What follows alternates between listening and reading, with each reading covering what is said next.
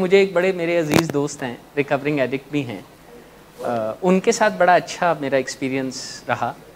वो आपकी बात से याद इसलिए आ गए कि एक दिन उन्हें डॉक्टर सुधाकर साहब कुछ बता समझा रहे थे। बैक इन द डेज़ ना, बीमार थे, ट्रीटमेंट में थे, अब तो सेहतयाब हैं। डॉक्टर सुधाकर साहब उन्हें समझा रहे थे तो डॉक्टर साहब को वो पता क्या कहते हैं? कहते हैं सर आप मुझे कोई ये researched peer reviewed journal article पढ़ा सकते हैं जिसमें जो आप कह रहे हैं वो बातें लिखी हों। तो मैंने कहा यार नशा कर दे होए कोई रिसर्च या पीयर रिव्यूड आर्टिकल पढ़े ऐसी? कहते नहीं। मैं क्या हुन भी ना खुद पढ़ो ना सन पढ़ाओ। तो जिस इक्वालिटी की आप बात कर रहे थे मेरा भाई, यार वो तब देखी थी जब उल्टे पुल्टे सारे डिसीजंस और नशा हो रहा था। तो कोई बात नहीं, अब भी ना देखो यार। लेकिन आपने अच्छा नुक्ता इसलिए उठा दिया क्योंकि पेशेंट्स को भी ये लगता है और उनके पेरेंट्स को भी कि आखिर उनके एक से ज़्यादा बच्चे हैं ना, तो पेशेंट भी कहता है और उन्हें खुद भी लगता है कि आखिर हम अपने सारे बच्चों के साथ एक जैसा सलूक क्यों नहीं करते। अब अगर एक बच्चा पेशेंट है और उसकी केयर एंड कंसर्न का तरीका मुख्तलिफ होगा तो मुख्तलिफ होगा। अगर दूसरा बच्चा पेशेंट नहीं है तो उसका केयर एंड कंसर्न का तरीका मुख्तलिफ होगा। लेकिन बच्चे ऐसे करते हैं कि ये कहा जाए कि आप बाकी लोगों के लिए तो और करते हैं फ़ैसले बाकी बहन भाइयों के लिए, लेकिन मेरे लिए मुख्तलिफ फ़ैसला करते हैं। हर वो चीज़ जो आपके इलाज में रुकावट बने ना, आप उसे नशे की बीमारी की चालाकी समझा करें, भले वो बहुत अच्छी बातें ही क्यों ना हो। ट्रीटमेंट में नहीं आते और घर वालों को हरेस करते हैं और ऐसा माहौल बना के रखते हैं जिससे ट्रीटमेंट सिर्फ इंडोर में चले, आउटडोर में ना चले। अच्छा, जहाँ पर इन रियलिटी मेरी बात आपको गलत महसूस हो तो आप मेरी तस्सीह फरमा दें, मुझे कोई एतराज़ नहीं है।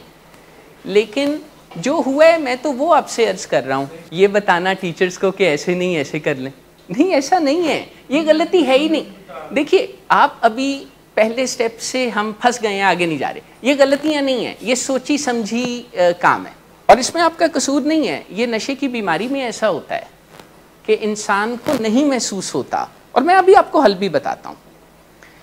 दूसरा मसला ये है कि आपका दिल चाहता है कि हम आपसे एग्री करें, पर हम क्या करें, इसमें आपका नुकसान है और कम से कम हम आपके नुकसान के लिए इकट्ठे नहीं हुए। यहाँ हम आपका फ़ायदा कर सकते हैं या नहीं, कुछ दिल को मजबूत करना पड़ेगा, कर लेंगे। वैसे उस दिन किया भी था, मैं आपसे उस दिन मैंने एक शाबाश भी शेयर की थी, मैं दोबारा भी शेयर करता हूँ। एक फ़ैसला करते करते फिर आपने अपने बढ़ते कदमों को रोक लिया, क्योंकि मैं तो रात 10 बजे मिल्क शेक को देख के बड़ा परेशान हो गया सी। हाँ वही इसी की तो शाबाश दे रहा हूँ कि कोताही की तरफ बढ़ते बढ़ते फिर आपने अपने आप को रिस्ट्रेन कर लिया, यानी अपने बढ़ते कदमों को रोक लिया। मैं ये अर्ज़ कर रहा था कि गलती को गलती कहें, चॉइस को चॉइस कहें, सज़ा तो कोई नहीं। लेकिन अगर हम सोचे समझे मंसूबों को या चॉइसेस को गलती कहते रहेंगे तो फिर हम यहाँ पे पता क्या कर रहे हैं। वो पंजाबी का एक एक्सप्रेशन है, उम्मीद है काफ़ी लोग अंडरस्टैंड कर, गोंगलुओं पर से मट्टी झाड़ना। तो ये झाड़ने वाला काम नहीं है, ये हमें ज़्यादा मेहनत और कोशिश की ज़रूरत है। और मैं आपको एक ब्रांड न्यू रीज़न देता हूँ इसका। आप अपना घर बार बाल बच्चे छोड़ के हमारे पास तशरीफ़ लाए हैं ना, ये बहुत बड़ी बात है। इसको किसी भी दिन ना भूला करें। इसी की बुनियाद पर अपने हर दिन इंडोर को भरपूर एफर्ट से मुकम्मल किया करें। थक जाएं खैर है, दिल टूटे उसकी भी खैर है, लेकिन अगर आपने अपने दिल को मना लिया और नशे की बीमारी की रिकवरी के लिए ख़ुद को तैयार कर लिया तो मैं आपको यकीन दिलाता हूँ कि मैंने बड़े लोगों को कामयाब होते देखा है नशे की बीमारी की रिकवरी में। लेकिन उससे पहले अपने आप के साथ बहुत जिद्दोजहद करना पड़ती है। ये नशे की बीमारी की रिकवरी यासिर भाई अपने आप के साथ जिद्दोजहद का नाम है। इसमें कौन सी कोई पट्टे मजबूत करने होते हैं या कोई जिम जाना पड़ता है, या इसमें अपने दिल को मनाना पड़ता है और कोई इसका चैलेंज और नहीं है। कि कई दफ़ा ऐसे भी होता है ना कि 4, 5, 6 फैमिली मेम्बर्स मिल के एक अपने मरीज़ की, प्यारे की, बेटे की, रिश्तेदार की केयर कर रहे होते हैं, तो कोई एक बंदा कोई बात कहता है तो पेशेंट रिएक्ट करता है, तो बाकी कहते हैं आपने बात ही बहुत गलत की है। यानी बहुत रुकावटें होती हैं कि जब पेशेंट्स की इस्लाह करने की कोशिश की जाती है तो उसमें कई दफ़ा जो इंटरवेंशन टीम होती है ना, उसके अंदर से रुकावटें आना शुरू हो जाती हैं। आप में से किसी को मैं बतौर ख़ास फैमिली मेम्बर से पूछ रहा हूँ, ये लगता है कि जिसे एडिक्शन रिकवरी कहते हैं ये कोई बहुत सख्त और नाइंसाफ़ी और तंग करने वाली कोई एफ़र्ट होती है। आपने जैसे ज़िक्र किया, बहुत से यंग पेशेंट्स ख़ास तौर पे कोल्ड टर्की को समझते हैं कि ये बहुत बहादुरी की बात है, हालांकि ये बहुत नासमझी की बात है। कोल्ड टर्की का आप लोगों को पता है? कोल्ड टर्की यानी ख़ुद से बग़ैर किसी हेल्प के नशा छोड़ना और उसके नतीजे में बंदा बीमार होना, तकलीफ़ें होना, डायरिया होना, नाक बहना, आँखों से पानी बहना और बड़े सिम्टम्स, नींद ख़राब हो जाना और बड़े सिम्टम्स। उस दर्द को महसूस करें जिससे मैं आपसे बात करता हूँ। बाकी खैर है यार, उस तकलीफ़ को महसूस करें और इसको माइंड ना करें। यार जैसे हम इंसानों की नज़र कमज़ोर हो जाती है ना, उस तरह कभी हमारी हिस्सियात भी कमज़ोर हो सकती हैं। इस एक कमरे में हम सब इतने लोग बैठे हैं ना, एक ही टेम्परेचर है ना, किसी को ज़्यादा ठंड लगेगी, किसी को दरमियानी लगेगी, किसी को कम लगेगी। ये कोई बुरी बात नहीं होती। अगर मैं आपसे कभी कहूँ कि महसूसमेंट ख़राब है तो इसको माइंड ना किया करें। अच्छा, फिर हमारी जैसे जैसे कैफियत बदलती हैं ना, तू हमारी जो अवेयरनेस है उस पर भी असर पड़ता है।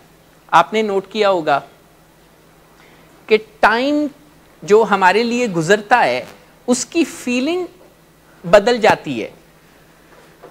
आपने कभी नोट किया है, बच्चों को आप भी देखते होंगे, आप भी बचपन से गुजरे हैं, छुट्टियों के दिन जल्दी गुजर जाते हैं और जो नापसंदीदा होता है ना सब्जेक्ट, उसकी क्लास, वो गुजरने का नाम ही नहीं लेता। अब ये क्या रौला है? मैंने चूंकि मैथमेटिक्स के सब्जेक्ट से, नफ़रत से अंडरस्टैंडिंग का सफ़र तय किया हुआ है ना, तो मैं आपको बताता हूँ।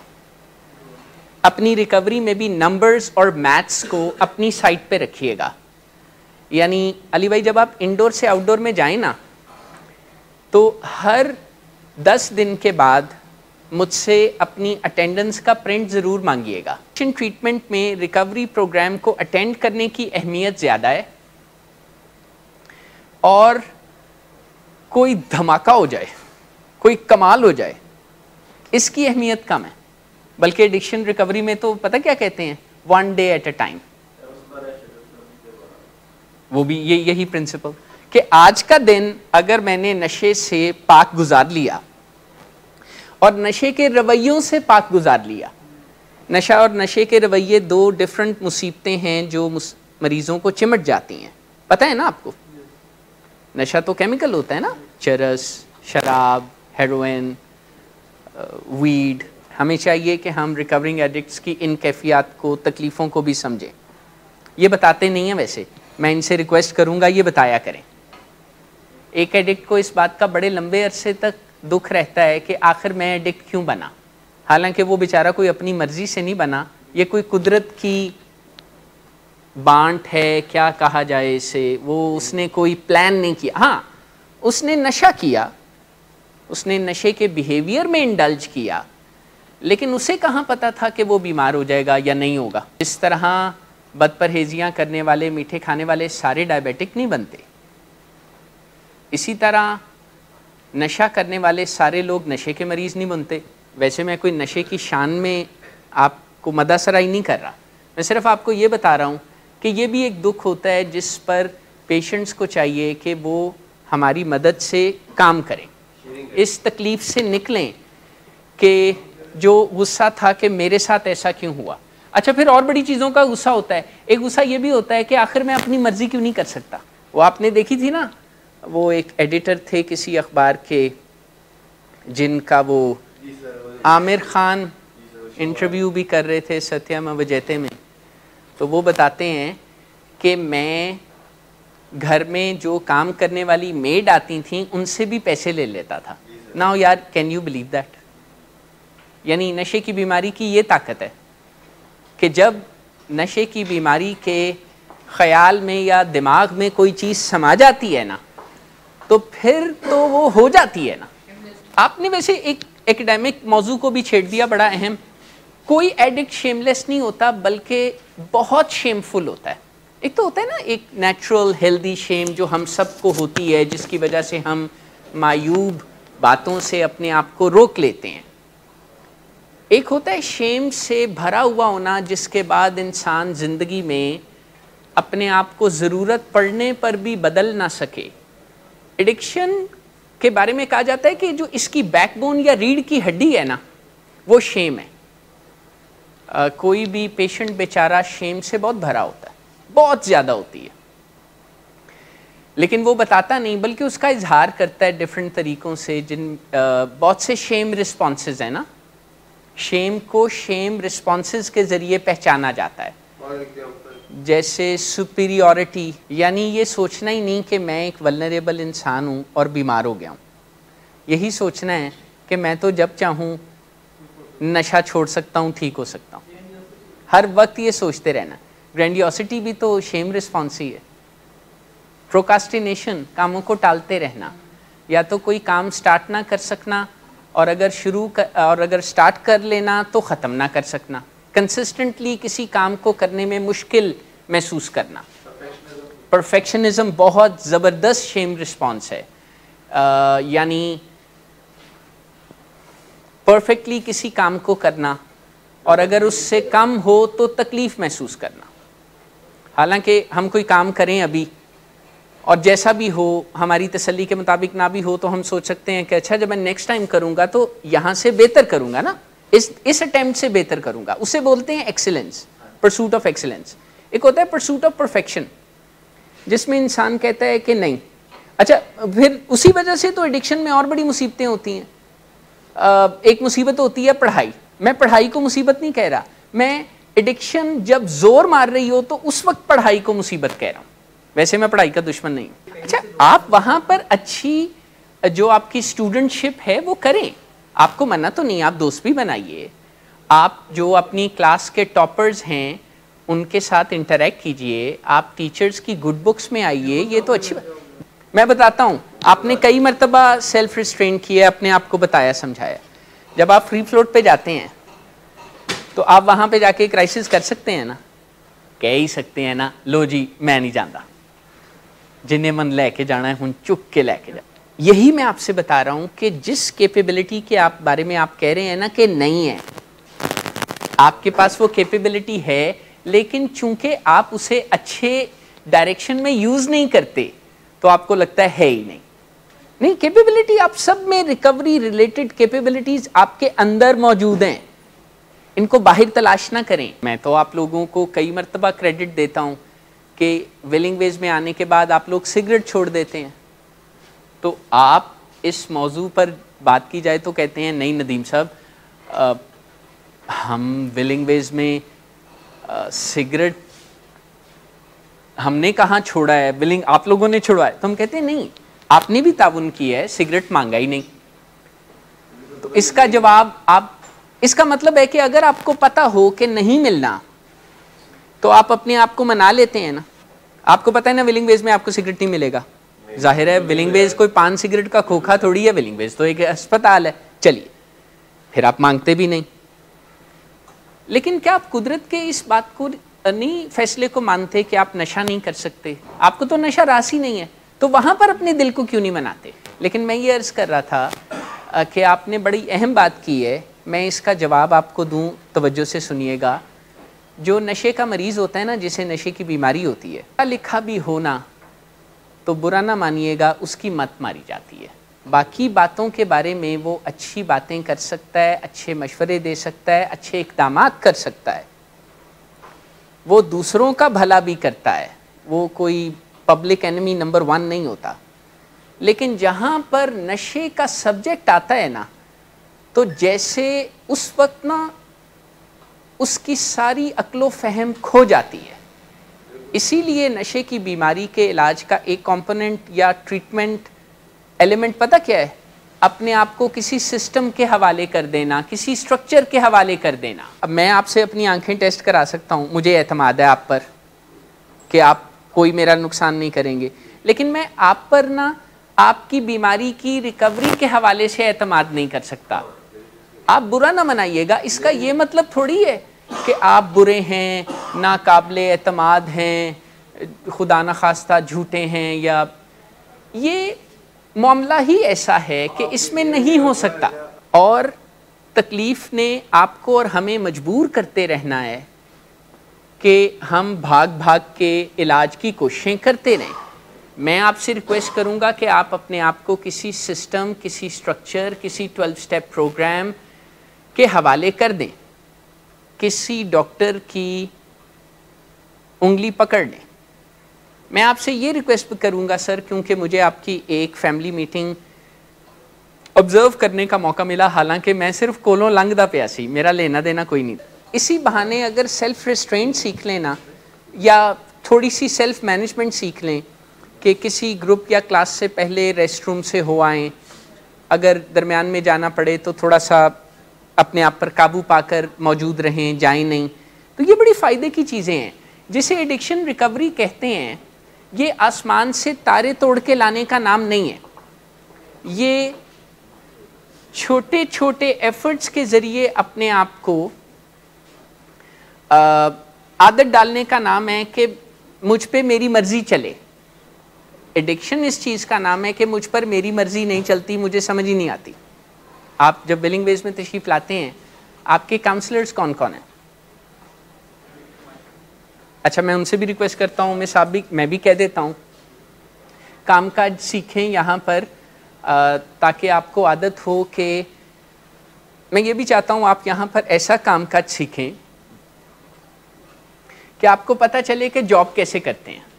वैसे क्या आप जब विलिंग वेज तशरीफ़ लाते हैं और ये तमाम लोग जो आउटडोर में थे और आइंदा भी आउटडोर में दोबारा जाएंगे, वो भी मेरी बात गौर से सुन लें। क्या आप विलिंग वेज में ऐसे आते हैं कि फिर आप बाहर भी चले जाते हैं, फिर आप अंदर वैसे एक जनरल ऑफिसर है, मैं उनके बारे में पढ़ता हूँ, उन्होंने किताब बड़ी ज़बरदस्त लिखी हुई है, make your bed every day. यानी वो कहते हैं कि जनाब, अगर आपने दिन का पहला काम जो आप कर सकते हैं सही कर लिया, तो the day that is going to follow is going to be a better day.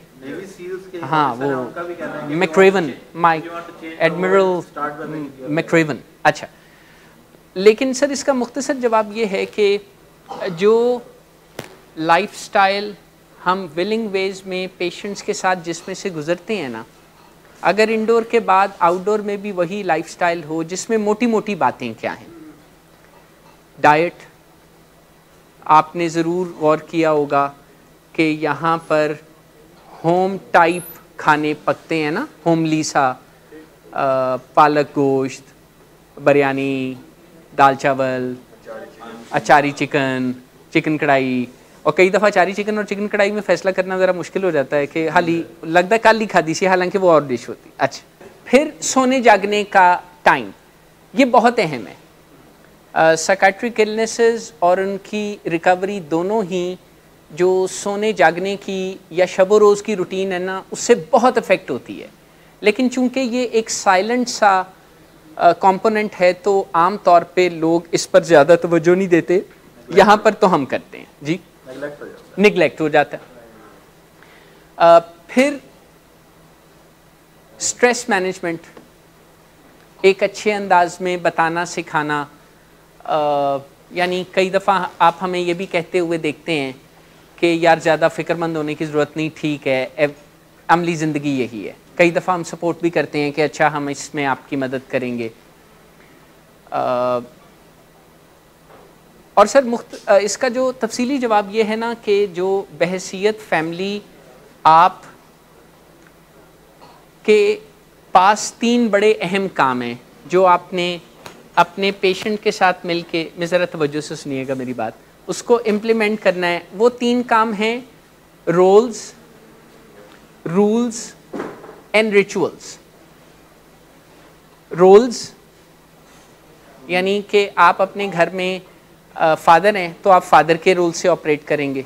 पता नहीं मैं आपके सामने कह रहा था या मिस से वैसे ही कह रहा था कि मिस आप अपने अब्बा जी के साथ कोई अजनबी दूर से देखे ना तो उसे समझ आ जाए कि ये वालिद बात कर रहे हैं और ये बेटी बात सुन रही है। ये रोल की एक एग्जाम्पल है। फिर मैं उनसे ये भी रिक्वेस्ट करूंगा कि हमारे साथ भी जो डॉक्टर पेशेंट या फिजिशियन पेशेंट रोल है उसको भी इस्टेब्लिश कर लें। जैसे आप अपनी डॉक्टर नहीं हैं, अगर आप सेहतयाब नहीं होंगे तो हो सकता है लोग आपको खुशगवार अंदाज में मजाक करें कि फिजिशियन हील दाई सेल्फ, कि डॉक्टर साहब पहले अपना कुछ कर लो। पता नहीं किसी ने कहा होगा या नहीं, तो जब कहा भी होगा तो आपने गौर से सुना होगा या नहीं।